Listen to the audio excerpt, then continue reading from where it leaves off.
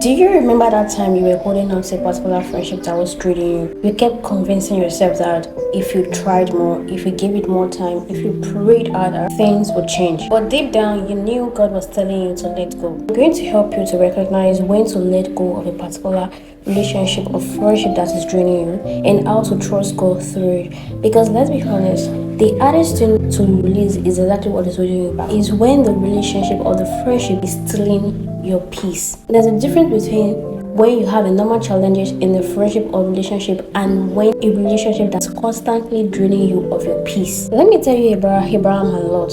Abraham loved Lot a lot. But when he started realizing that the relationship between him and Lot was causing strife, he let Lot go. And after that, God gave Abraham his vision. The mistake that people make sometimes is telling themselves that if they only love enough, maybe if I love this person enough, maybe if I show more care, more attention, more affection to this person, sacrifice yourself, your time and energy for this person, this relationship would work out. But if something consistently drains you of your energy, your willingness, and make you start to question your worth or distract you from God, it may be a sign that it's time to let go. Listen to me. The moment you start losing your peace, your purpose, and your relationship with God just to keep one person, then this might be a sign that you have to let go. When you are the only one holding the relationship together, have you ever felt like you are the only one fighting in a relationship? Like you are carrying all the effort, all the conversation, and all the forgiveness. Whether friendship or dating or should have mutual effort.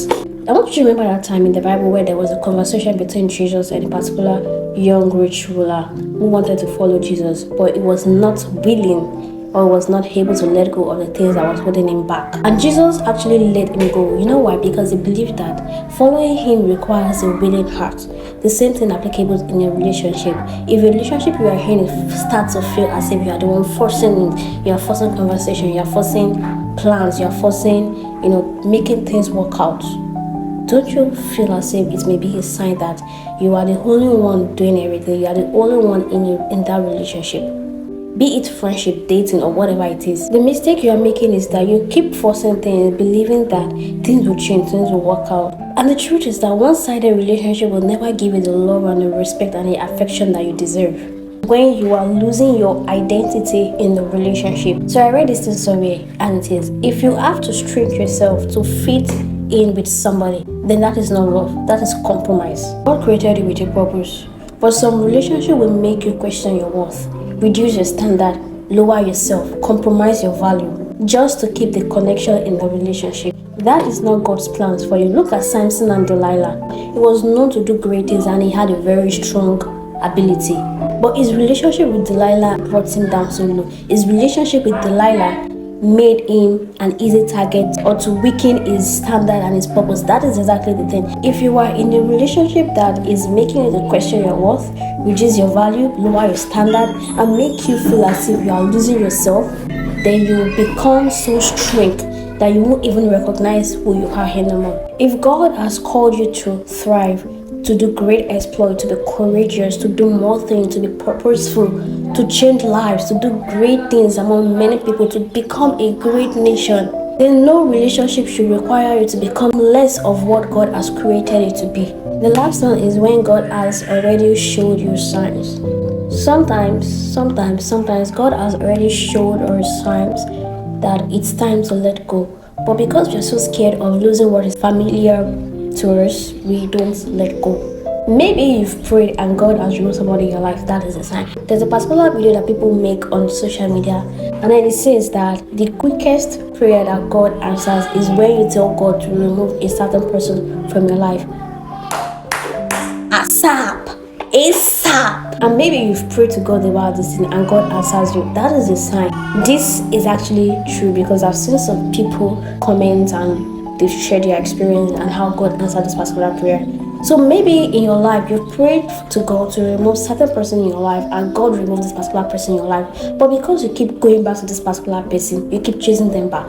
What you don't know is that when God closes a door or when God says no, it is a redirection to a greater place. The longer you keep holding on to what is wrong, the longer you delay what is right. Let's look at the story of Jonah, for example, in the Bible. Jonah was told to go and preach to the people of Nineveh, but Jonah was running away from his assignment. He was running away from God. And when he entered the boat, his presence in the boat caused people to start experiencing storm. But the moment he was let off the boat, the storm calmed and the boat was stable. So sometimes the storm you are experiencing in your life is as a result of the particular person that is in your life that you are holding on to. Maybe the moment you let go of that particular person, the storm in your life will calm down. The thing is that we don't have to let pain happen to us before we finally let someone go or let something go. If God is nudging you to release something or to let something go, just trust Him that He has something better for you. Letting go is not just about letting something go of your life, but it's actually allowing what is best for you so you can accept the blessings that God is about to give to you. So today I am asking you, what exactly is that thing that God is telling you to let go of? If this video actually encourages you, I want you to say that I found this video very, very helpful, and I want you to also like, share, comment and subscribe for more content like this. See you in my next video. Bye.